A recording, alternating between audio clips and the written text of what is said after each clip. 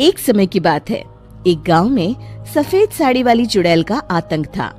चुड़ैल रात भर गांव में घूमती और गांव का जो भी आदमी उसे दिखाई देता उसे वो घायल कर देती। अरे कोई तो बचाओ, मर गया रे। एक रात हरिया अपने खेत से अपने घर लौट रहा था कि तभी अचानक उसके सामने चुड़ैल आ जाती है। अरे बाप रे, ये चुड़ैल कहाँ से आ गई? आज तो मैं गया काम से।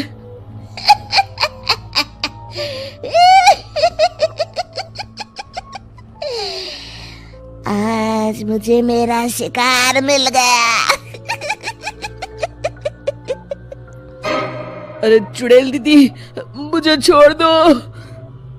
जैसे ही चुड़ैल हरिया की तरफ बढ़ती है, हरिया वहाँ से भाग जाता है और अपने घर के दरवाजे पे पहुँचता है। अरे भगवान, जल्दी से दरवाजा खोलो, मेरे पीछे चुड़ैल पड़ी है। हरिया की पत्नी जल्दी से दरवाजा खोल देती है। अरे आप इतना हाफ क्यों रहे हैं? अरे मेरे पीछे चुड़ैल पड़ी है, आज तो मैं बाल बाल बच गया। जल्दी से सभी दरवाजे और सभी खिड़कियों को बंद करके बत्ती बुझा दो। तभी चुड़ैल हरिया के घर के पास पहुंच जाती है। अरे वो आदमी कहाँ गायब हो गया? मैं भी देखती हूँ आखिर कब तक बचेगा। मैं अपने शिकार को इतनी आसानी से नहीं छोड़ती। इतना कहकर चुड़ैल वहाँ से चली जाती है। वहीं दूसरी तरफ हरिया और उसकी पत्नी दोनों अपने घर की खिड़की से ये सब देख रहे होते हैं। अरे बाप रे, ये तो बड़ी डरावनी चुड़ैल थी। अगले दिन ये बात आग की तरह पूरे गांव में फैल जाती है और धीरे धीरे लोग चुड़ैल के डर के मारे शाम होते ही अपने घरों से बाहर निकलना बंद कर देते हैं। कुछ दिनों के बाद भाई, मैंने तो इस चुड़ैल के डर के मारे रात को अपने खेतों को पानी देना बंद कर दिया है। कहीं मेरी फसल सूख गई तो मैं तो कहीं का नहीं रहूंगा। साहूकार का कर्जा कैसे चुकाऊंगा? अरे भाई, पूरे गांव वालों का यही हाल है। पता नहीं ये चुड़ैल हमारे गांव में कहां से आ गई। फिर एक दिन गांव के पास वाली नदी के किनारे एक बहुत बड़े तांत्रिक के आने की बात कुछ गांव वालों को पता चलती है। वो लोग जाके ये बात गांव के मुखिया को बताते हैं। मुखिया जी, नदी के किनारे एक बहुत ही पहुंचे हुए तांत्रिक बाबा आए हैं। हमें उनसे मदद मांगनी चाहिए। मैंने सुना है वो बड़े बड़े भूतों और चुड़ैलों को अपने वश में कर लेते हैं। मुखिया जी सभी गांव वालों को लेकर उस तांत्रिक के पास पहुंच जाते हैं। ओम फट स्वाहा, ओम फट स्वाहा।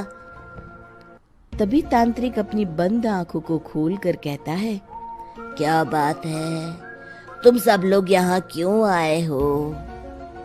मुखिया जी उस तांत्रिक को सारी बात बता देते हैं। अच्छा, तो ये बात है। और तांत्रिक अपनी आंखों को बंद कर लेता है।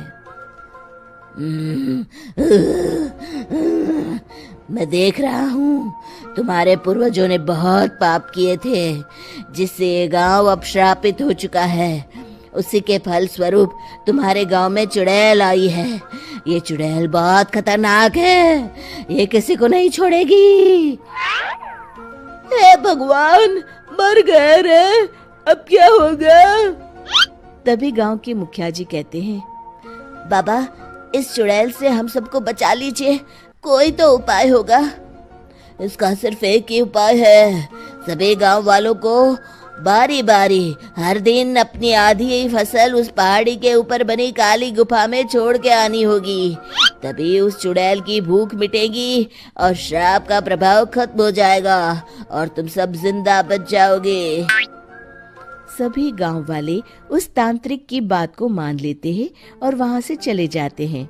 फिर अगले दिन से रोज उस गांव के लोग बारी बारी से अपनी आधी फसल उस काली गुफा के पास जाकर रखाते।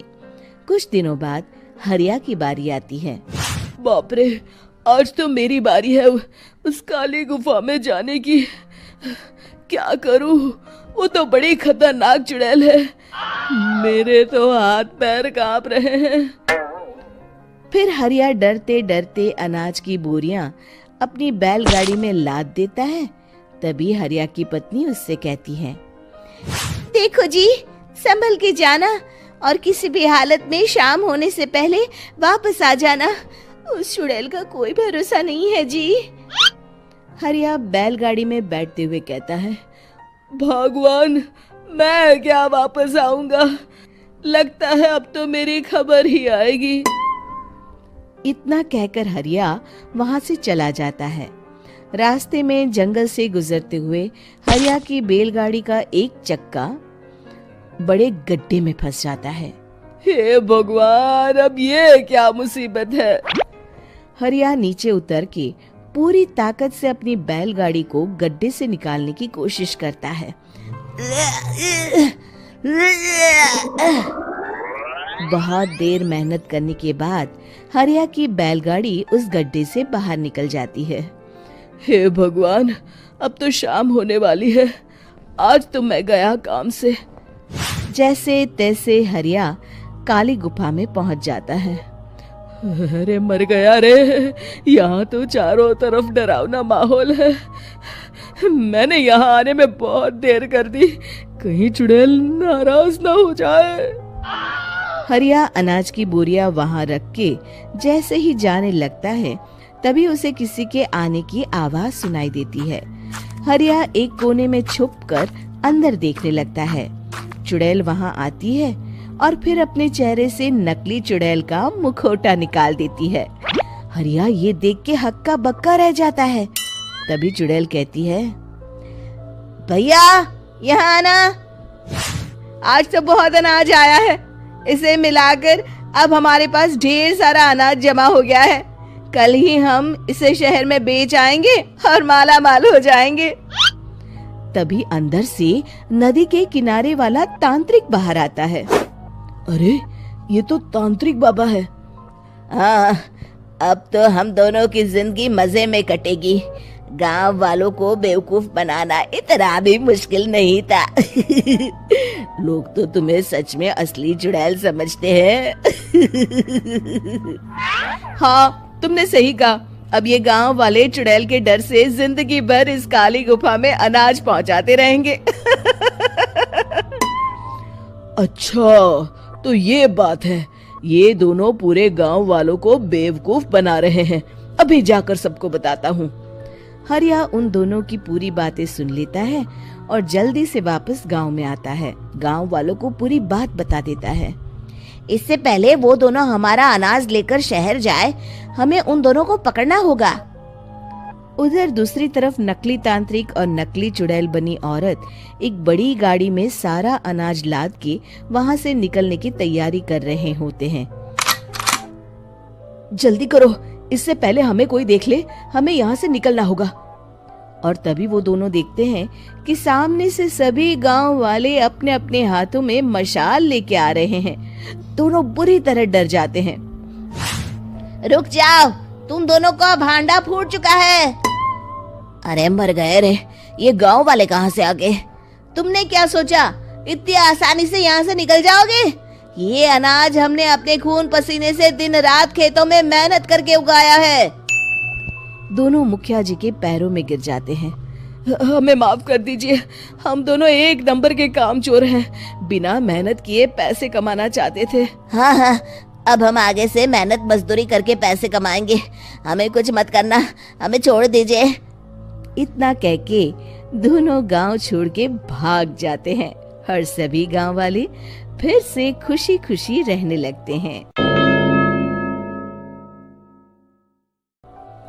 शिक्षा, तभी तो कहते हैं कि किसी भी समस्या का समाधान केवल सूझबूझ से ही करना चाहिए और कभी हिम्मत नहीं हारनी चाहिए। दोस्तों, हमें उम्मीद है कि आपको हमारी ये कहानी पसंद आई होगी। कृपया हमारे चैनल को सब्सक्राइब करें और सभी अपडेट्स के लिए बेल आइकन जरूर दबाएं। और हाँ, वीडियो लाइक और शेयर करना मत भूलिएगा। Bye bye.